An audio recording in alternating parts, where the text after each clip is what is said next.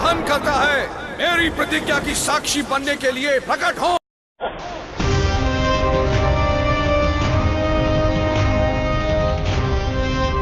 मैं माता गंगा का पुत्र अपनी माता की पवित्रता की शपथ लेता हूं, अपने पिता के प्रेम और विश्वास की शपथ लेता हूं। माता सत्यवती, मैं हस्तिनापुर का राजा नहीं, दास बनकर अपना जीवन व्यतीत करूंगा।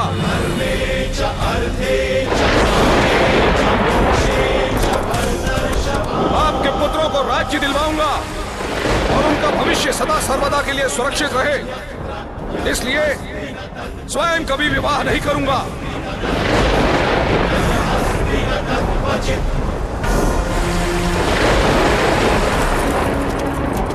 अपना परिवार निर्मित नहीं करूंगा और आजीवन ब्रह्मचर्य का निर्वाह करूंगा। ब्रह्मचर्य का निर्वाह करूंगा। ब्रह्मचर्य का निर्वाह करूंगा।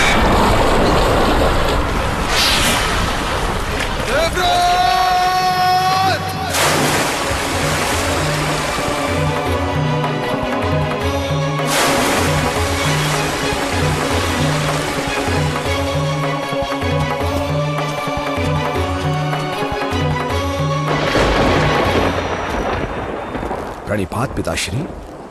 ये तुमने क्या किया पुत्र? ऐसी भीष्म प्रतिज्ञा, इतना बड़ा उपकार भूल गए कि एक मर्यादा के पश्चात उपकार सुख नहीं दंड बन जाता है। ऐसा मत कहिए, मैंने आप पर कोई उपकार नहीं किया पिताश्री। हमारे इस पूर्वजों के राज्य को मैंने सुदृढ़ किया, भविष्य में होने वाले संघर्ष की सभी संभावना को काट दिया। एक युवराज का यही कर्तव्य होता है ना? तुम अद्भुत हो पुत्र। उपकार तो बहुत लोग करते हैं, परंतु उपकार को कर्तव्य का नाम देने की शक्ति बहुत कम लोगों में होती है।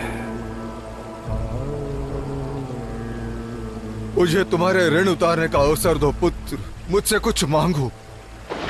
एक ही वरदान दीजिए पिताश्री।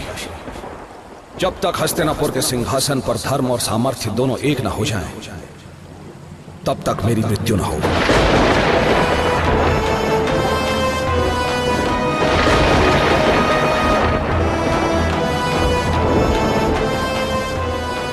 मैं तुम्हें इच्छा मृत्यु का वरदान देता हूं।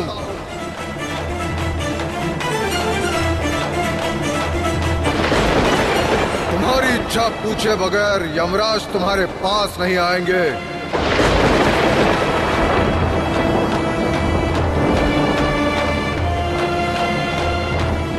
तुम जिस समय, जहां और जिसके हाथों मृत्यु का वरण करोगे, तभी और वही उसी माध्यम से तुम्हें मृत्यु प्राप्त होगी।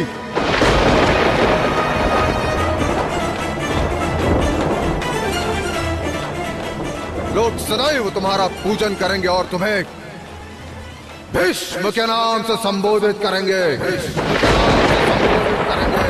भीष्म के नाम से संबोधित करेंगे।